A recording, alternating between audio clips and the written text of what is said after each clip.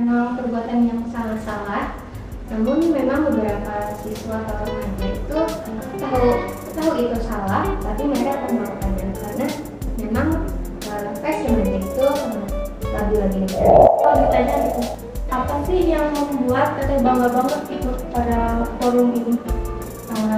Karena kan di forum itu nggak semua orang bisa. Kalau misalkan di tingkat sekolah, kita kan misalnya cuma antar kelas sama antar kelas.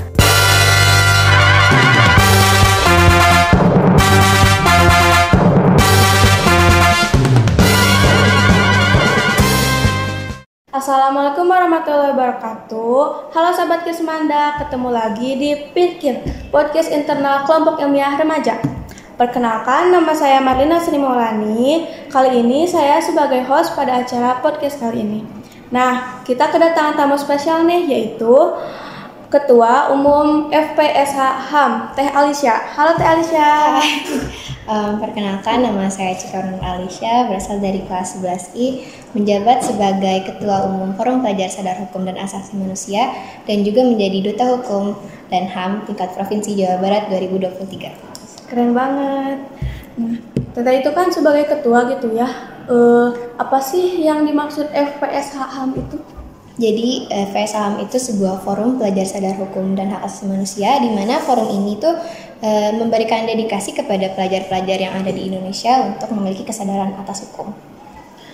Kalau boleh tahu, apa yang bikin Teteh awalnya tertarik untuk ikut serta dalam FPSH HAM ini? Jadi kebetulan waktu SMP itu aku udah nemuin passion aku di bidang mana, itu di bidang hukum.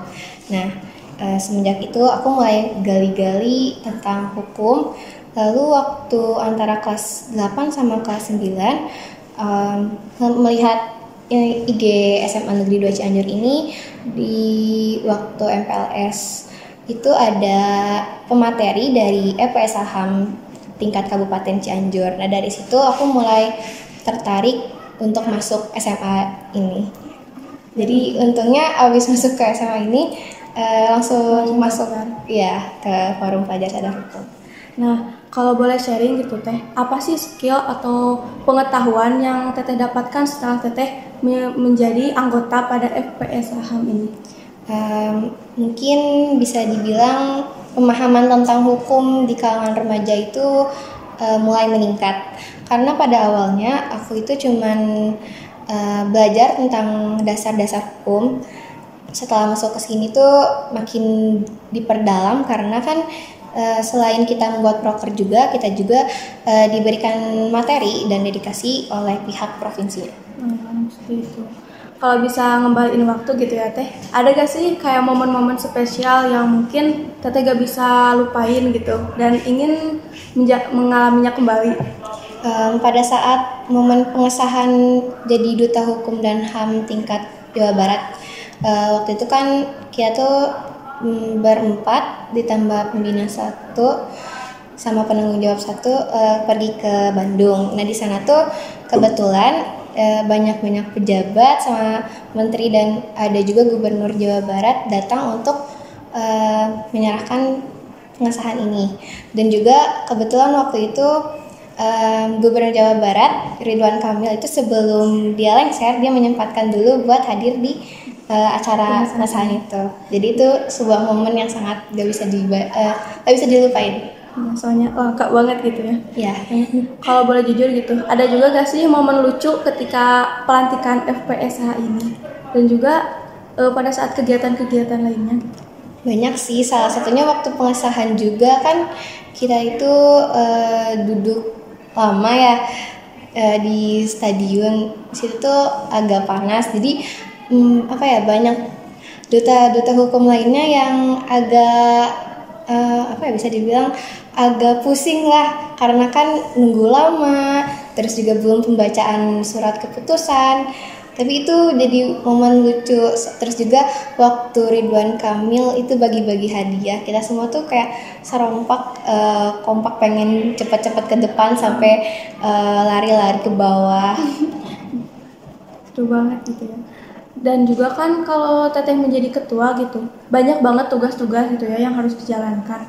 Gimana sih tipsnya cara menyeimbangkan antara tugas-tugas FPSA HAM ini dan juga tugas-tugas sekolah ataupun pribadi Teteh sendiri gitu.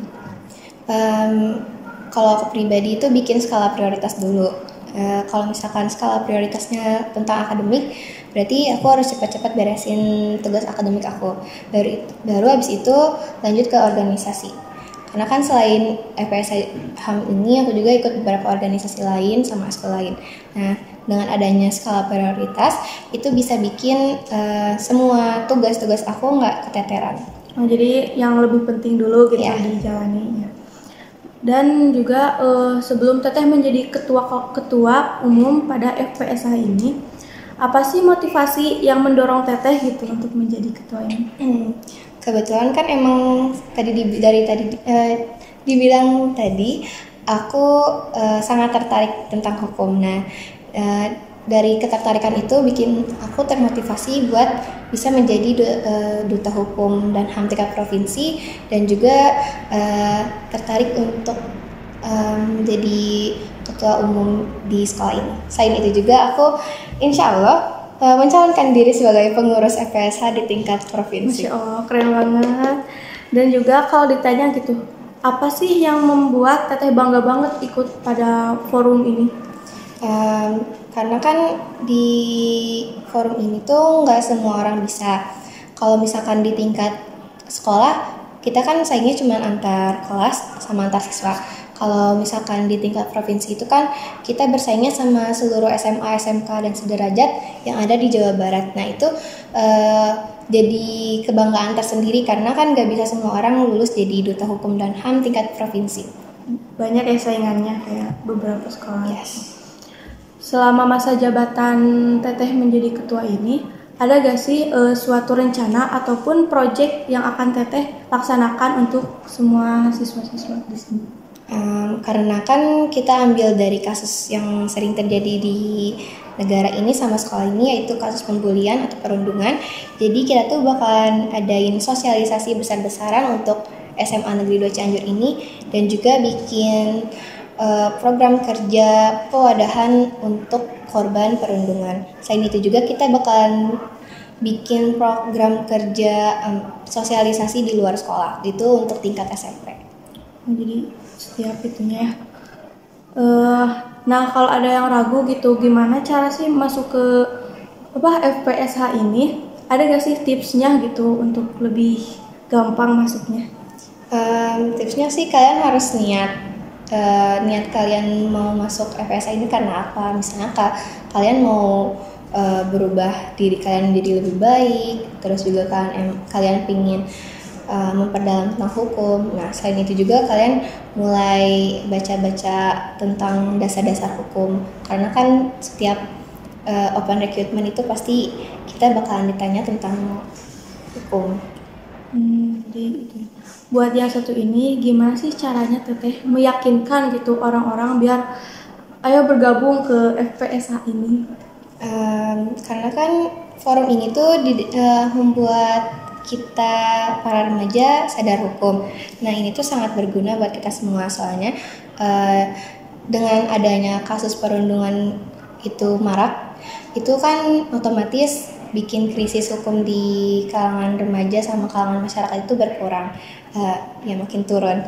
Nah dengan adanya masuk ke forum pelajar sadar hukum ini, kita bisa bikin si krisis hukum itu menjadi sedikit demi sedikit menghilang. Teteh gimana sih tanggapan Teteh mengenai siswa gitu yang menyalahgunakan HAM untuk melawan seorang guru? Tentu saja perbuatan itu sangat tidak baik, karena kan digarisbesari bahwa itu penyalahgunaan HAM. Memang banyak sekali kasus-kasus pada remaja yang sering menyalahgunakan HAM karena mereka itu hanya tahu HAM-nya saja dibandingkan mempelajarinya HAM lebih lanjut. Nah, hal itu membuat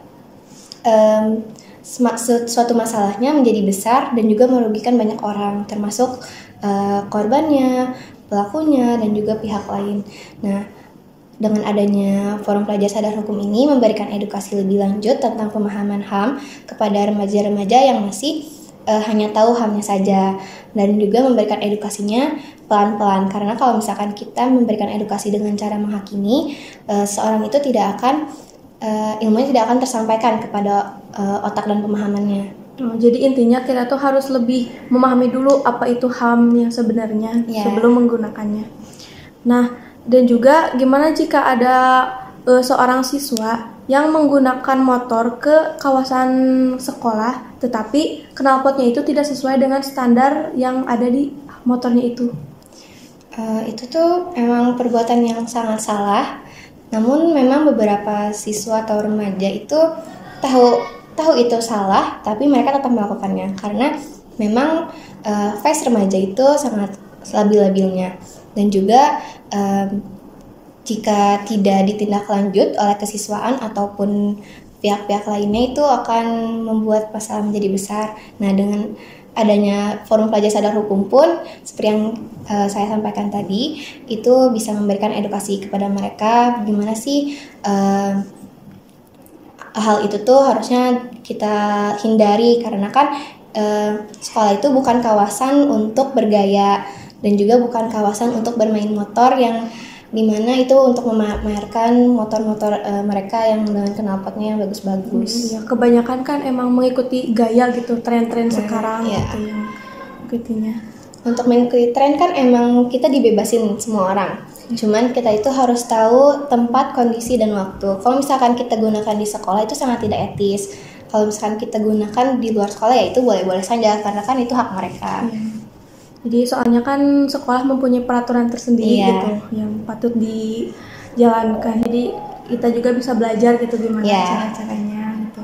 Ya, mungkin itu aja sih yang pembahasan dari sekarang. Apa ada yang ingin disampaikan kepada seluruh siswa di Semanda ini sebelum mengakhirinya? Untuk seluruh siswa di Semanda, tolong jangan melakukan hal-hal yang tidak baik dalam tata aturan di sekolah, terutama tentang perundungan, karena kan itu menolak belakang dari Pancasila yang kedua, dan juga itu bikin kalian pelaku ataupun korban merasa dirugikan, apalagi korban, dan juga membuat nama baik sekolah itu jadi jelek. Mungkin itu saja sih ya, dan ingat ya pesan-pesan dari Teh Alisyanya, jangan lupa dijalankan. Itu saja mungkin pembahasan dari sekarang. Mohon maaf apabila ada kesalahan dan juga perkataan yang kurang berkenan. Sekian, terima kasih. Wassalamualaikum warahmatullahi wabarakatuh. Dadah.